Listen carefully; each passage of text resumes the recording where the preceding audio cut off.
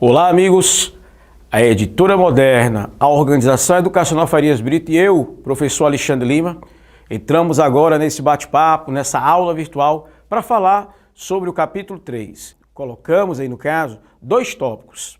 Em breve, vai ser um tópico breve, rápido e ao mesmo tempo eficiente. Coordenadas geográficas e as escalas cartográficas. Na aula passada, nós já estudamos o tema cartografia, a sua introdução. Fizemos um passeio, uma viagem pela evolução histórica da cartografia. Hoje, nós vamos estudar os 2 tópicos, repito, as coordenadas geográficas e as escalas cartográficas. Você vai acompanhando aí na imagem as coordenadas geográficas. As coordenadas geográficas elas são aquelas linhas imaginárias traçadas umas horizontalmente e outras verticalmente. Essas linhas imaginárias, elas foram estabelecidas, foram traçadas como forma do homem poder localizar, poder entender, não só entender, é claro, mas poder localizar qualquer ponto na superfície terrestre. Essas linhas que vocês acompanhando aí na nossa imagem, estão vendo aí no sentido horizontal, são chamados paralelos. Esses paralelos, eles medem as latitudes. As linhas aí no sentido vertical são chamadas de meridianos. Os meridianos, eles medem as longitudes. Então, não confundam aí os paralelos com os meridianos. Não confundam as latitudes com as longitudes. Que outras funções têm as coordenadas geográficas, além da localização geográfica? Haja vista que todo ponto na superfície terrestre tem a sua latitude, tem a sua longitude, seu bairro, sua cidade, seu país, sua casa, tem coordenadas geográficas. Mas existem também outras funções. A função da localização, a função militar, haja vista que nas batalhas que se sucedem, que acontecem nos dias de hoje, no mundo já informacional e sistematizado, só basta ali na pontinha daquela ogiva, nós temos um microchip, onde esse microchip ele vai fazer com que o míssil chegue teleguiado no alvo, no caso. Teleguiado levando em consideração as coordenadas.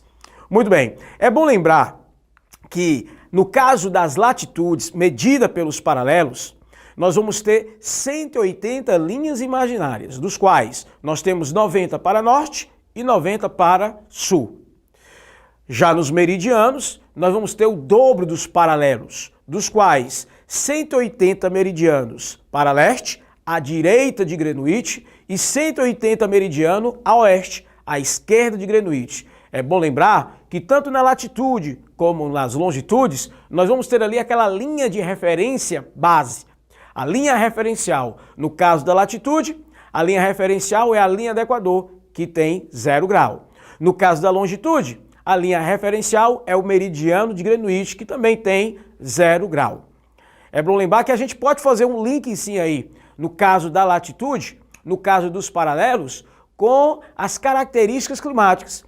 Se nós, no caso, colocarmos ali os fatores climáticos, a condição climática sendo influenciado pela insolação, exatamente, a insolação é maior nas regiões de baixa latitude e a insolação é menor nas regiões de alta latitude. Portanto, latitude alta, temperatura baixa. Latitude baixa, temperatura alta. No caso da longitude, nós não podemos fazer nenhuma relação com o clima. Não podemos. A longitude, no caso, ela vai emprestar seu conhecimento para os chamados fusos horários, onde cada meridiano equivale a 15 graus.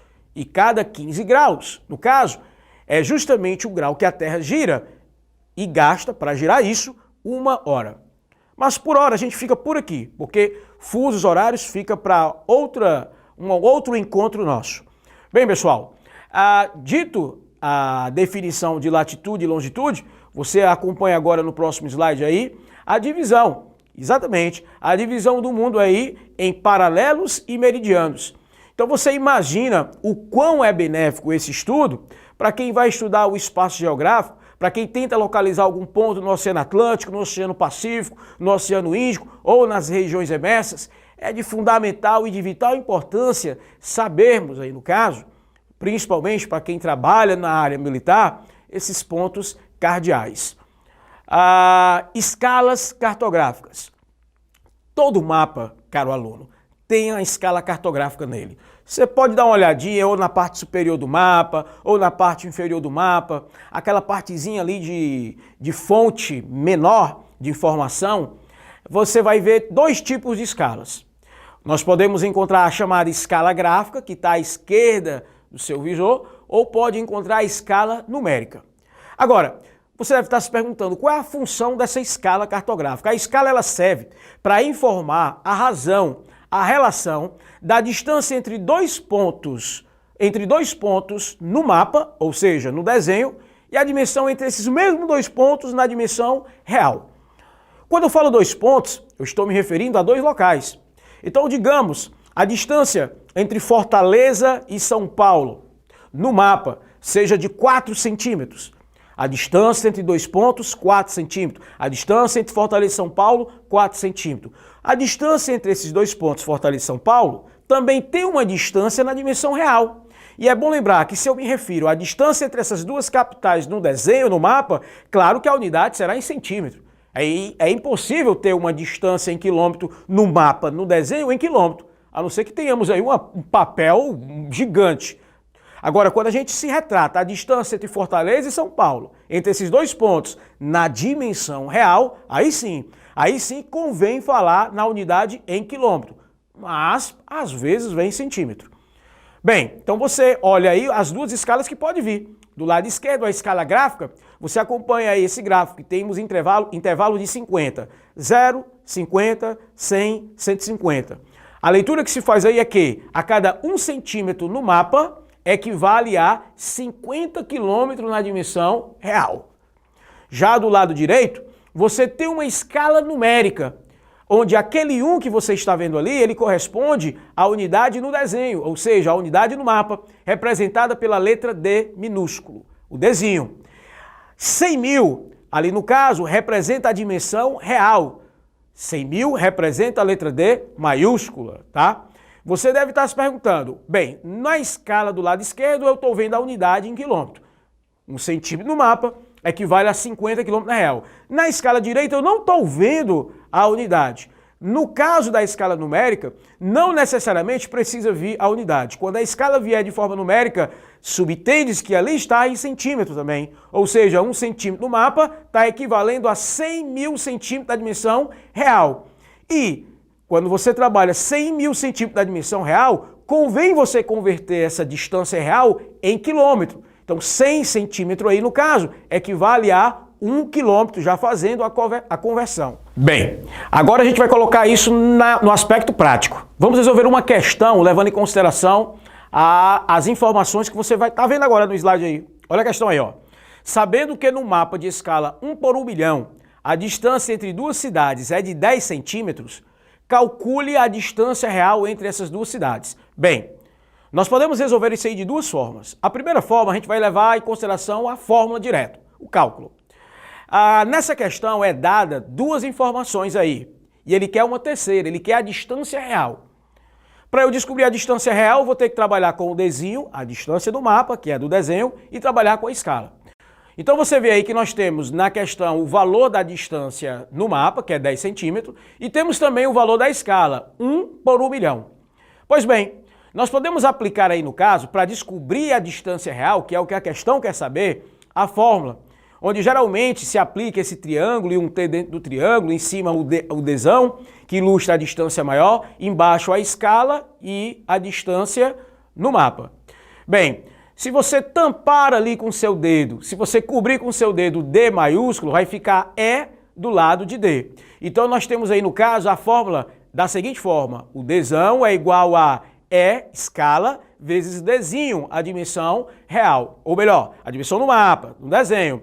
Se você fizer a substituição, no caso, que são 100 mil centímetros, no caso você já percebe que eu já converti aí 100 mil centímetros para 10 quilômetros, vezes os 10 centímetros da dimensão no mapa, já obtemos a resposta, 100 quilômetros. Lembre-se que no caso a escala ela é uma razão, tá? Independente da unidade, ela é uma razão, ok? Então aí no caso centímetro equivale a quilômetro. Você poderia também resolver isso aí de outra forma, no simples regra de 3. Sabendo que a escala é 1 por 1 milhão, Você tem que, se 1 centímetro equivale a 1 milhão ou 10 quilômetros, 10 centímetros vai resultar, 10 centímetros é equivalente a quanto? Aldezão, aplica a regra de 3 aí, acompanha, ó. Aplica a regra de 3, aí no caso um cálculo muito simples, muito fácil, você vai obter a mesma resposta. Então você pode resolver pela fórmula direta ou pode resolver aí no caso aplicando aí um raciocínio da regra de 3. Para finalizarmos essa aula, nós temos aí no caso o trabalho com as grandezas de escalas. Você está vendo aí a representação de 4 regiões, chamada Cornélio Procópio. Você vai observar que aquela que oferece maior riqueza de detalhes é aquela que tem o menor denominador, 50 mil. Você vai observar que aquela região que apresenta menor riqueza de detalhe, ou seja, menos informações, é aquela que tem maior denominador. Então fica a grande dica. Quando se quer colocar um mapa com informação com riquezas, com informações mais detalhadas, utiliza-se um denominador pequeno. Ou seja, denominador pequeno, maior a escala. A escala é grande quando eu tenho mais riqueza de detalhe, não quando eu tenho um denominador menor, não quando eu tenho um denominador grande. Eu vou repetir, a escala é grande não quando eu tenho um denominador grande, mas sim quando eu tenho uma riqueza, um detalhe maior. Agora, quando eu não estou preocupado em mostrar a riqueza dessa região, mas apenas ilustrar, aí eu vou aplicar um denominador maior. E quanto maior for o denominador, menor será a riqueza de detalhes. É apenas ilustrativo. Quando me convém utilizar uma escala grande, ou seja, de denominador pequeno, quando eu quero representar áreas pequenas com detalhes. Quando me convém utilizar uma escala pequena, ou seja, de denominador grande, quando eu quero representar áreas de grandes extensões territoriais.